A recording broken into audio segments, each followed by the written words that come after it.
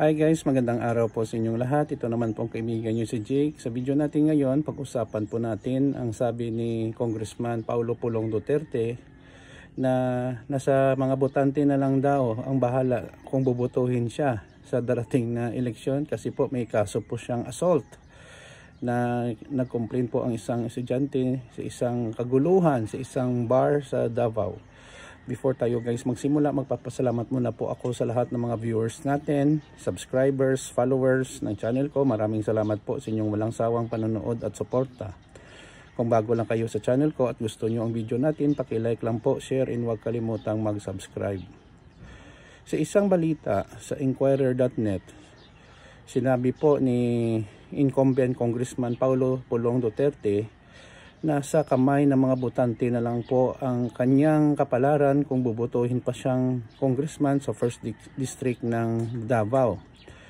Kasi po may kaso po siyang hinaharap, assault na kaso na file ng isang negosyante. Actually ang kaso ay medyo matagal na before po ito na file sa korte kasi natakot daw ang negosyante. May mga video na nakuha doon na may hawak siyang patalim at sinusuntok, no, hinihidbat at pinapagalitan ang kaalitan na negosyante sa isang bar sa Davao. Alam naman natin guys na wala, basta Davao guys, wala naman tatalo dyan sa mga Duterte. From Tatay Digong, Inday Sara, si Pulong at si Baste, panalo sila. Wala silang kalaban dyan, no, na mga bibigatin sa Davao, takot. At maganda naman daw, according sa mga tao dyan, ang ginagawa nila. So, kampante at confident naman si Pulong na mananalo siya. Kahit hindi pa nga siya magkampanya, mananalo na siya .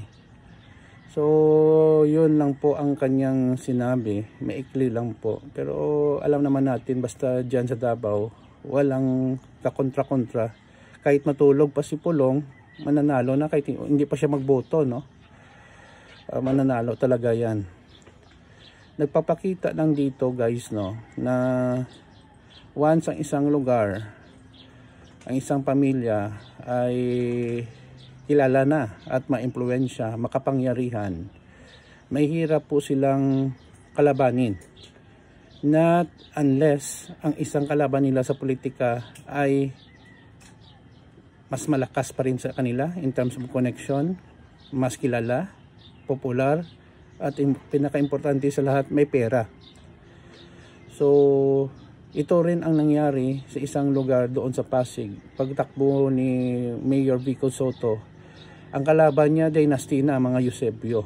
Maraming nagsasabi medyo mahirapan siya, baguhan lang siya. Pero nag-iba po ang nangyari. Landslide. Malaki po ang kanyang lamang sa kanyang kalaban kasi nakita po ng mga tao, kahit magbigay pa sila ng tulong or pera, na si Mayor Vico ay isang politiko na may mga paninindigan at tinutupad niya ang kanyang sinasabi. So, ganun din dito, no? Exceptional lang to yon sa kaso ni Mayor Vico. Si Paulo Pulong Duterte ay yun po, bahala na daw ang mga botante sa Davao kung ano talaga ang kanyang mga voters, kung bubutuhin pa siya or hindi. Alam naman natin na bubutuhin siya . So yun lang po guys, pakilagay lang po sa comment section ng video natin. Kung may suggestion kayo or comment, lagay nyo lang dyan. Maraming salamat po. Kung bago lang kayo sa channel ko, please subscribe. Mahal ko kayo. Ingat po tayo lagi. Ito naman pong kaibigan yan si Jake. Paalam.